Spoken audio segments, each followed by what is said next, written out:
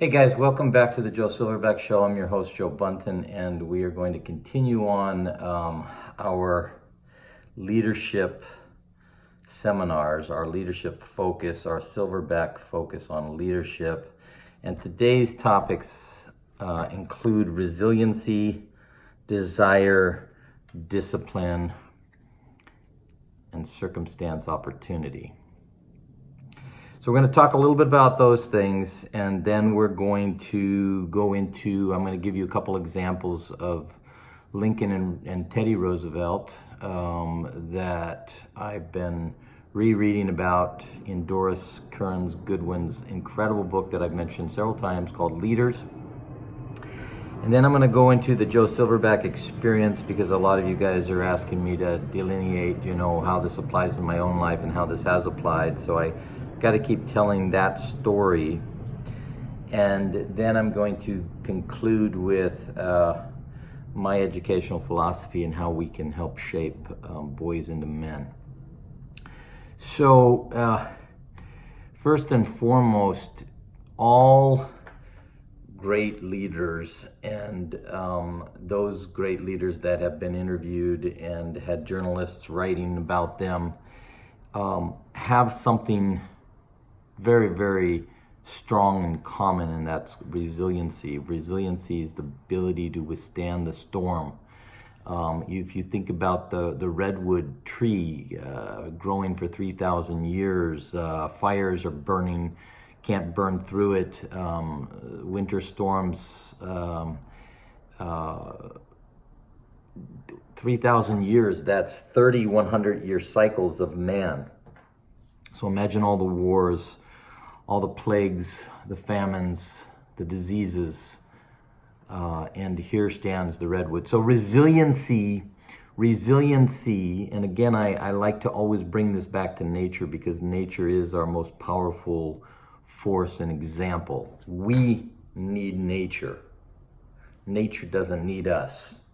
We need examples of the great redwood tree, and we need examples of great leaders like Lincoln and Roosevelt to understand that these men faced serious obstacles and overcame serious obstacles, and that is how they weathered their own storms. Resiliency is the ability to sustain ambition in the face of frustration. So it's not what happens to us, it's how do I respond now that this has happened. So when my dearly beloved children's mother died 16 years ago, and I had 4 children, 3, 8, 11, and 13, of course, like most people, I was downtrodden, I was distraught, I was depressed, I was perplexed. And I read the most powerful book called Why Bad Things Happen to Good People, and anybody who hasn't read it, you need to read it. It's very simple. It's the story of a rabbi who gave his life to God, and his only son died of this terrible disease at 17 years old, and he was asking, God, why me? I've done everything right. So why bad things happen to good people? The why isn't going to get us anywhere. It's now that this has happened, how do I respond to it? So the only thing that saved me was, now that my children's mother is gone, how am I going to respond to that? What am I going to do? The bad things that happened to Lincoln forged in him the resiliency that allowed him to become the great leader, and the same with Teddy Roosevelt. Resiliency, desire, discipline. So if you don't have the desire to be a leader, if you don't have a desire to achieve great things, if you don't have a desire to achieve all that you're capable of achieving, just go on to the next fun video. This one's not for you. So desire and ambition are very intricately linked, and every man has to understand who he is, what he wants, where he's going and how he's going to get there. That's his purpose, and underlying his purpose is his ambition and his drive, his desire. So, I told you guys, about my own particular strategies in life and how I centered my life around the seashore, because my mentor, gave me good reasons to understand that nature was where my greatest strength and resiliency lied, and therefore time in wild nature and reflective time, especially at the beginning of the day, and centering time and centering and gathering my family around me, became a part of my discipline. It was intricately linked to my desire and my ambition. And my desire and my ambition was to be able to stay at home full time with my family, to help my wife raise our children and home educate them, and be together as a family and as a couple.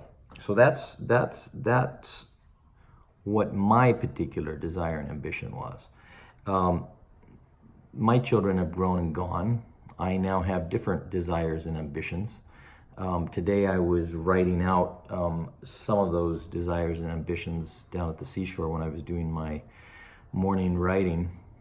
And my morning writing consists of, usually it consists of a couple different things. One, looking at my current manuscript that I'm writing, and writing for about 2 hours on that.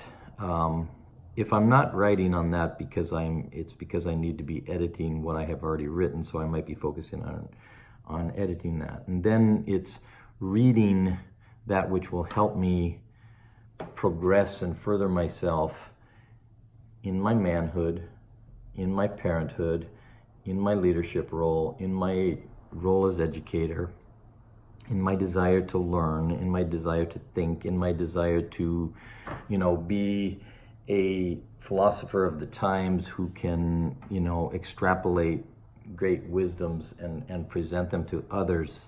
Reading.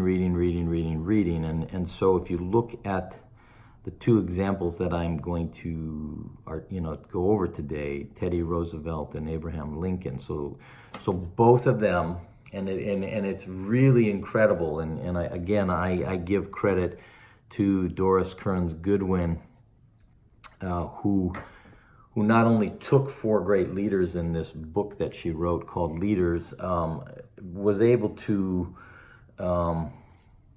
capture similarities and differences. And so one of the similarities was that they were voracious readers. One of the differences is how they got to become readers. So Teddy Roosevelt was born into high status, wealth, and a father who loved him dearly and gave him the availability of all the books he wanted. And since they were home educated, because his children were pretty sickly, I think there's other reasons to that. Probably like me, he understood, and I'm talking about Teddy's father, probably understood that there were things that he wanted to make sure that he imparted to his children. I don't know all the reasons. All I know is that they ended up, and this is pre-TV days, so they ended up reading voraciously, and Teddy was a storyteller and loved to tell stories to his siblings. And through reading, like most people, the develop of the creative mind started early in him. He was sickly, he was physically sickly. He did later end up disciplining himself and turning his body around, but in his early years of childhood, his sickliness turned him into a reader. My mentor had the identical experience. Martin was supposed to die at 7 years old, and through his father's very vast library and wealth, Martin turned himself into a voracious reader and actually studied health and nutrition and turned his health around. as well as, developed his own educational philosophy. Lincoln, on the other hand, came from a scrap farmer. I mean, not even a real farmer, but just a survivalist father farmer who, was had to cut down trees, take roots out, and plow a little area to subsist and eke out a subsistence. And at that time, your children had an obligation to you to 21 years of life. And so, his father thought reading was a waste of time. I can't, nobody can understand why a certain personality like Lincoln's is born into a situation like that. And as soon as he has an opportunity, which he, didn't often get to go to the schools, but when he did, he excelled beyond everybody else. And that had a great deal to do with his drive and his desire. And as soon as he was told by somebody that, in order to, be able to present his ideas in public, he needed a grammar. He trekked 20 miles to find a grammar book and bring it back. That's how little access he had, but that's how determined he was. Fast forward on both of these men, however, whatever shaped them, they devoured books. And the reason why Lincoln and Roosevelt are great comparisons is because we always have this socioeconomic victimization stuff that we have to deal with. And if you can look at Lincoln and see anybody who's pulled himself up by the bootstraps, who's pulled himself out of the mud and the mire, who's pulled himself out of, agonizing poverty and agonizing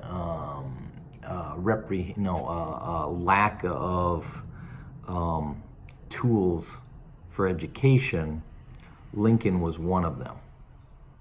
Roosevelt was given certain opportunities because of his family name, and then he was ready for the opportunity. So if you remember what I started off with, I said resiliency, desire, discipline, and circumstance, opportunity. So the other thing that allows any man to achieve something great is how much, not just how much he desires it and how much he disciplines himself and how resilient he is, but how he takes advantage of circumstances and opportunities when they arise. So so if you look at the history of, say, 1 million individuals with all equal opportunity, why is it that one person seizes this opportunity and doesn't let go of it? So when opportunity rises, you've got to be ready. Martin's reference always to nature is that in nature, a man always has to be ready. In nature, any animal, any living organism has to be ready. Readiness is what survival is all about. So, so I know several people whose spouses died at similar ages and decades, right around when my spouse died, and it's a deep tragedy that happens to anybody, and I don't wish it on anybody. But it's not about the tragedy that will bring a man down. It's about how the man responds to the tragedy. And life is always like that. Life is always like that. It's how do we respond? I was deeply blessed to have been born to a woman of great resiliency. Betty Bunton came from the Upper Peninsula of Michigan, Iron Mountain, where they were. She had to walk 3 miles to school.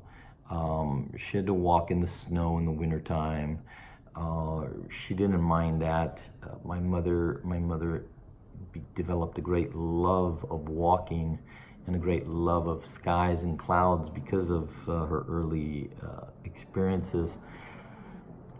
But my mother also had something inside of her that had this tenacity and this resiliency, so that when my father left her with 5 children, she didn't bat an eye. She didn't cry. She didn't go and bemoan the neighborhood. She didn't ask anybody for a handout. She went back to work. She found a job. She was good with numbers. She was good with math. She had worked for a bank before she got married, and she got a job with Ralston Purinet Corporation in bookkeeping. And she worked every single day for 20-some years without a day off, rising to supervisor of payroll. And the neighborhood, those people who knew my mother, told me later in life how much they wanted to help her, but how she never asked for help, and how they were deeply impressed by her integrity, that she never one day complained about her station in life and her status. That's part 1 for resiliency, desire, and discipline. Namaste. Stay tuned for part 2.